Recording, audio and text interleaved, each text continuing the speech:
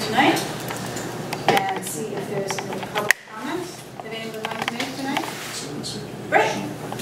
I usually don't do this, but just so people don't think that I fell off the face of the earth, I wanted to let everybody know this is likely my last board meeting unless you have an emergency meeting next week. An opportunity came up down in Cambridge that I had no idea about, and it found me, and it was just the right place, right time. So I'm leaving the Beacon as of the end of next week. And you guys have been really nice to me, and you fed me a lot of food, and been very welcoming, and I'm thankful for that, and it's going to be very bittersweet to leave. But. Well, both reporters that covered the charter school got promotions and went south. I'm leaving the industry, so yeah, I'm taking a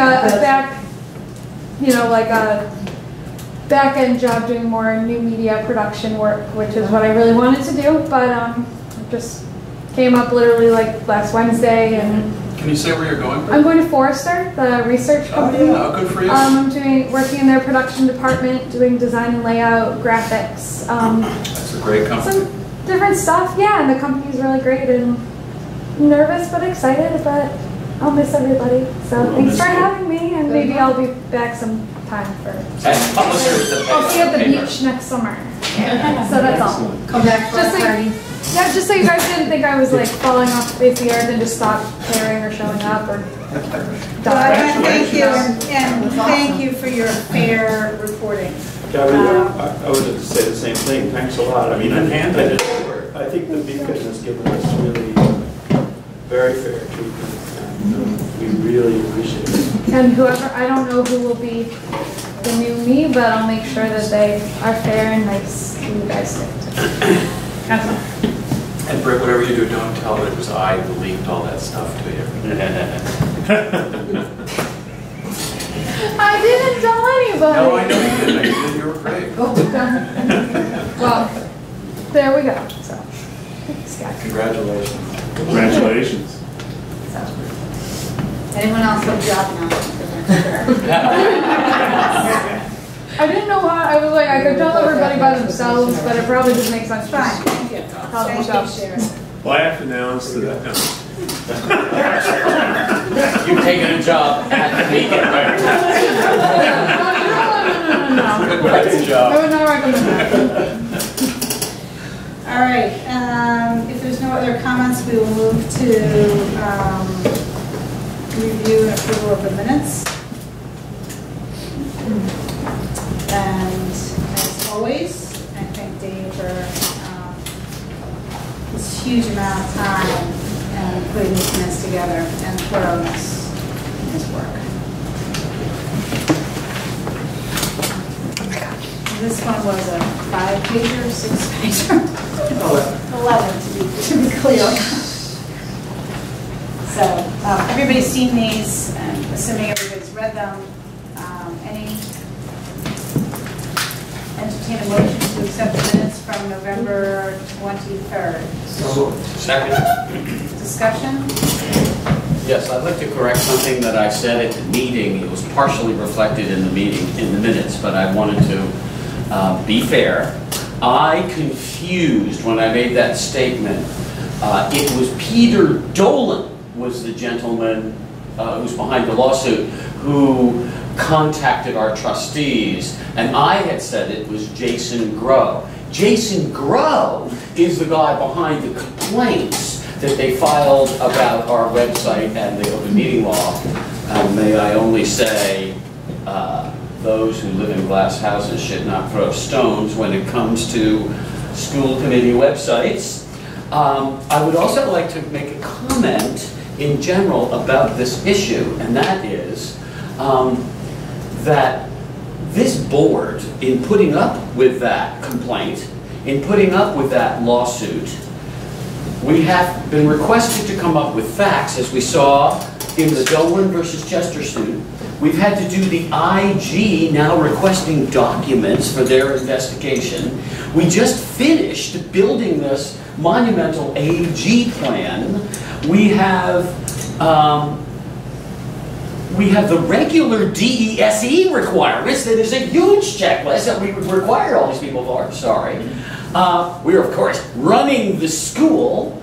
We are, of course, opening the new building and going up against the catch-22 of the city saying we can't have occupancy until we get rid of the model. We'll get to that. Okay, and last but not least, we had the commissioner's list with the 12 items, each one of which was just absolutely crusher.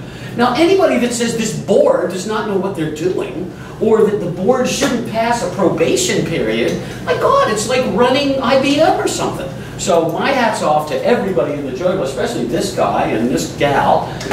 Take your hat off. And Joe, I will take my hat off to all because you guys, but seriously, I think that goes. And I want to say one last thing, and that is about what Tony said about the bloggers and the people who do not identify themselves. The New York Times has a word for it. There's a big article today about trollish behavior. They call them trolls. Gloucester is so full of trolls. It's gotten to the point, yes, we have commended some of those who, despite their efforts, at least do it openly, but when it comes to trolls, again, I take my hat off to you and throw it on the ground. So that's my comment about the minutes. Okay, so in terms of the minutes, there's really no correction. Right. You're just correcting what you stated. That's correct. Okay. So that it's on the YouTube record. Duly noted on YouTube record. Right. Okay, any other discussion items for the minutes? There was one minor change of wording that you proposed, I think, Amy, just a clarification on something you said, which I added into the document, and I think you a correction hadn't about, quoted me. Yes. You didn't have who had said something. Right, That's what it right. was. Yeah. and then there's a correction about James Gadsden's position, his current position. So, clarification on that. So those are the two changes.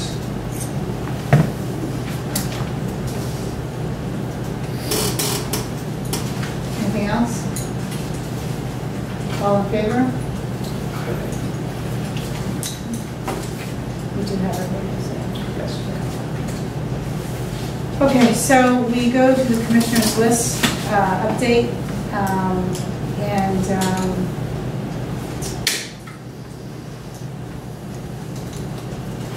item number 1, which is what we spent a good hour and a half on last week. And Joe had brought up the issue of the lease and changes to the lease that affect us financially. And my understanding is that maybe Rick Crowley can be helpful with this in terms of coming up with some numbers for that. Sure. Can we make sure that Rick gets on that? Yeah. Okay. So I think that covers number 1. Except If I'm Amy, correct. to Yes. be clear, what they're requiring is not what the landlord has already proposed. What they're requiring is an amendment to the school's current lease to ensure that the school's landlords are bound by the school's obligations under its compliance plan. Not that we pay for it. That's what he's proposing. Right. So, to be clear, it's helpful to have Rick involved, but this shouldn't cost us anything beyond what's been in the school's charter since you guys put it together. So maybe what we need is, because I understand that Colin is, or Jonathan, both is working on those negotiations. They shouldn't be. There's nothing to negotiate. And unless they've been in touch with you or with you, they shouldn't be spending any time whether they're charging us for it or not. So I don't know what they'd be negotiating, because And we go back in. whoever, With the I don't next know. lawyer. So if anything's going on in that regard, we're out of process, which is why I put those emails together, because we should stick with process. So how do you propose dealing with the issue, which I understand by December 15th, we had a deadline to deal with that lease issue? What's your suggestion in terms of how to deal with that moving forward? Well, we have to have an amendment to the school's current lease to ensure that the school's landlords are bound by the school's obligations under its compliance plan. That's an easy enough piece of language to put together. should do an amendment that does exactly what we voted for, and then sign it. That's what I do. And then hand it to her. Yeah, well, that's what we're obligated to do, and we should follow this plan. We voted for that. We did not vote to incur additional expense, which is what I had assumed that may show up eventually in this, but it doesn't have to. We're not obligated to. Do we satisfy the AG's requirement if we just make the amendment, pass it, and hand it to him?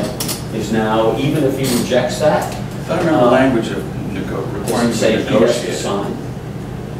Or do we just have to pass an amendment? I don't know. It just says an amendment to the school's current lease to ensure that the school's landlords are bound by the school's obligations under its compliance plan. We just have to pass it. So I feel like somebody from the board needs to work on this issue for probably for our next meeting. Are you willing to do that, Jim? No, it's either the chair or it's the executive director. I ain't freelancing on it, and neither should any other board member. I don't think. Someone else can volunteer to Well, I take think it on. it's done in collaboration with Collins, would be my guess. This states what we're obligated to do. So if there's legal language that he puts together that reflects what we've voted to do, that's the best way to proceed. Unless the wording in the actual Attorney General's consent order is different. I seem to remember being required that we negotiate with the landlord something beyond what's stated here. Well, I guess my understanding is that we have to, and that there is some negotiation going on around the lease. And I think those 2 extra classrooms are part of that negotiation. That's how I understand it. Just out of curiosity, is Jonathan Book, I believe, or Henry Collins.